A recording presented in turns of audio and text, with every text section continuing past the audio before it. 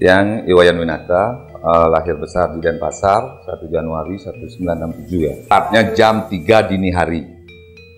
Happy New Year, jam 3-nya saya lahir. Ya, itu dalam keadaan ekonomi orang tua masih belum bagus. Ya, saya katakan belum bagus.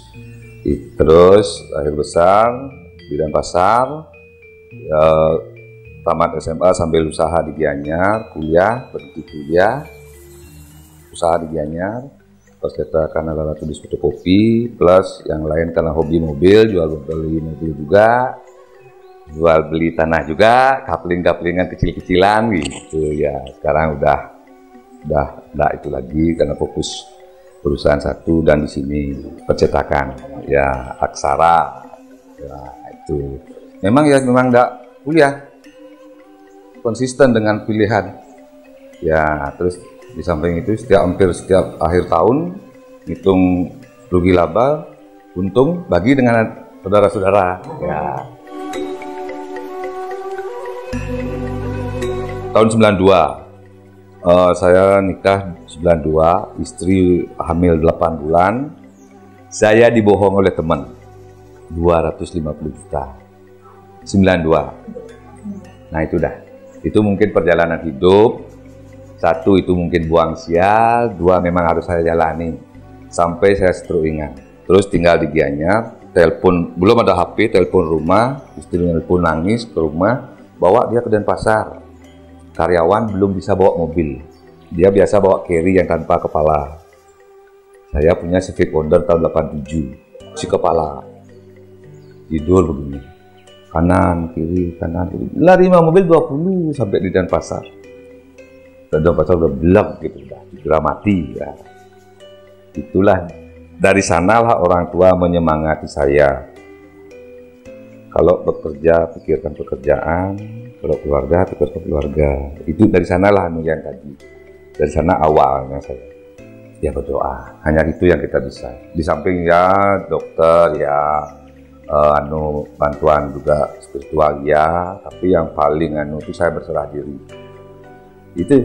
Itu yang paling mujarab menurut saya lagi ya, serah diri. Kalau memang ini umur saya, walaupun nanti anak saya lebih bapak gitu ya, karena itu kan ambil tua ya, itu memang menurut scan otak dan sebagainya, itu memang stroke ringan, tapi tidak ada pecah gitu ya. Kalau pecah kan repot lagi. itu perjalanan ya, memang harus dilewati. Setelah itu ya ngomong sama orang tua terus terang bahwa saya ada musibah begini. Duduk saya sama saudara laki-laki semua, sama orang tua keduanya, ada masalah begini. Saran orang tua, jual yang kamu waris. Bukan, saya tidak punya apa, belum punya apa. Warisan yang dibelikan itu jual dah untuk dia. Saya tidak mau. Saya yang berbuat, saya bertanggung jawab. Saya memang berserah diri kalau memang ini sampai di sini umur, saya pun tidak, daripada saya hidup dengan tidak sehat. Nak keluarga nangis semuanya. Gimana orang kayak mayat datangnya.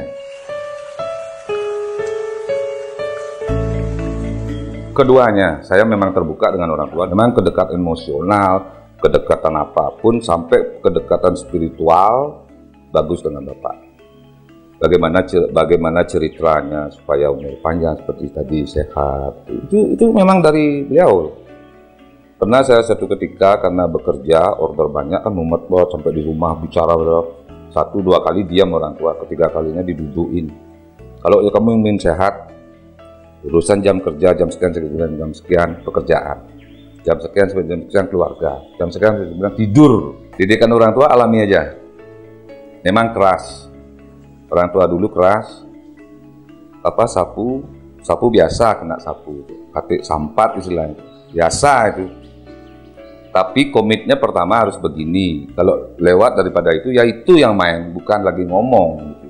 Yang sekarang notabene umurnya udah mendekat 100. Jalan kalau kita lepas masih bisa, cuman kita sebagai anak kan tidak rela pasti dipegang jalan.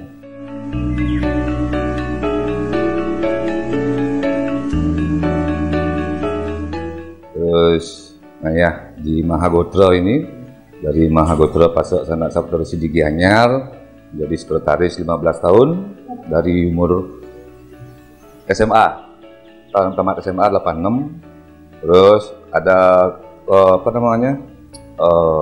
pemilihan pengurus di pusatnya Bali, terus menjadi satu dengan Nusantara, saya menjadi wakil sekjen 5 tahun periode pertama, sekarang udah sekjen periode ketiga 15 tahun sampai 2024 nih. Yaitu mungkin memang dari orang tua ngayah untuk kawitan, untuk lelintihan, untuk garis keturunan. Itu mungkin yang kita yakini dengan saudara yang lain juga. Makanya saya di sini tahun 2009 ada pembentukan koperasi untuk membiayai operasional organisasi. Setelah itu dari tahun pertama koperasi terbentuk, kalau saya sekarang menjadi ketua plus manajer Koperasi Santayana Pasar ini sudah 7 tahun. Mungkin semeton yang menjadi anggota, terus yang mau nitipkan uangnya di sini, mungkin kepercayaannya dengan saya. Dengan dipercaya, saya tidak menepuk dada juga, karena tanggung jawab 40 miliar berat.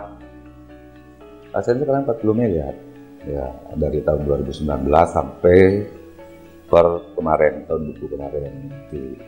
Itulah sekilas saya duduk di sini menjadi ketua plus manajer Koperasi Santayana Pasar.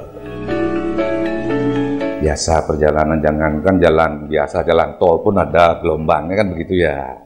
Biasalah urusan perbankan, paling ya kredit macet, kurang lancar, macet sekali, itu sudah biasa. Kalau bedanya kita di sini kan aturannya masih bisa dibijaksanai lewat rapat-rapat pengurus tentu. Terus pada anggota juga, kebanyakan anggota kita di sini 100% warga Pasek. Bagaimanapun juga dia adalah saya adalah dia. Itu timbal balik seperti itu. Kita pembenahan kan pasti ya di sistem ya. Sistem kita sudah mengikuti perbankan, kita transaksi lewat online sudah. Orang nyetor lewat online juga bisa. Yang paling menjadi kendala mungkin dimanapun itu pasti SDM. Setinggi apapun pendidikan orang, maaf saya tidak tamat S1 ya, bukan itu ya. Setinggi apapun pendidikan orang, kalau moral, etika, moral, akhlak dan martabatnya tidak bagus, jangan harap dah akan menjadi baik gitu lah. Setiap orang yang beragama ya tentunya, saya pun yang memang fanatik ya di bidang agama, tangan Tuhan hampir 50%. Menurut saya tentu pasti dengan saya. Kalau dengan berteori, saya tidak yakin. Karena kita langsung praktek, contoh kecil aja. Kalau teorinya nyari kredit macet contoh. Teorinya kan kejar. Kita kejar. Orangnya ngomong, Pak Wayan gimana saya tidak punya uang. Untuk makan aja masih susah. Gimana ngejarnya? Teori yang mana yang dipakai? Berarti kan harus ada kebijakan. Ya, nurani kita juga bicara. Saya selalu begitu. Bagaimana kalau saya seperti dia? Itu yang selalu saya melandas. Bahkan ada kredit macet saya yang membayarnya ada. 3 kredit macet saya bayar. Karena saya berpikirnya orang tua yang mengajari. Sebisanya kamu bantulah orang yang tidak mampu. Bagaimana seandainya kamu seperti dia? Orang tua berbalik karena dia pada saat beliaunya susah sekali mencari orang yang percaya untuk minjam duit, sampai kakak saya pertama meninggal karena tidak dibawa ke rumah sakit. Karena tidak dipercaya bagaimana nistanya menjadi manusia gitu loh. Kalau boleh berkata begitu, tidak dipercaya minjam duit, ngajak kakak saya nomor 1 umur 3 bulan step. Itu yang diomongkan sama saya. Makanya kalau urusan keluarga, anak, istri itu pasti saya bantu. Saya tidak mempunyai lebih, tapi saya berani memberi lebih.